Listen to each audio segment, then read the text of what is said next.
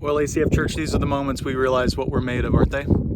I was on top of this mountain here today, just spent a little time alone, doing some reading, enjoying that view, a little bit of smoked salmon, look at that, fresh out of the river, and my phone started blowing up because apparently there was a new emergency order that was set out today that the mayor of Anchorage is restricting the gatherings to no more than 15 people indoors. And so what that means for us, a couple things.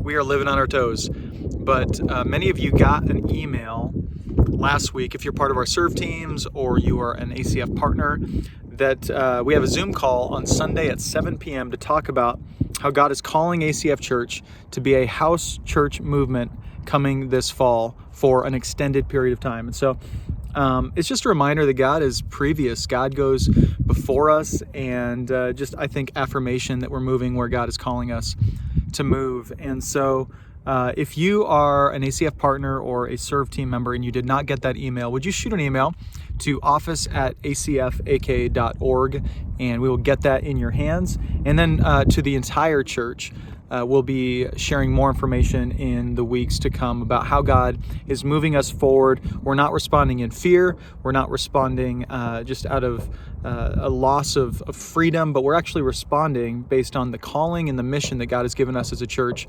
over a year ago to launch ACF outposts that are home churches across our community, and to see the kingdom of God grow in homes in the ways that it's actually growing in churches across the world.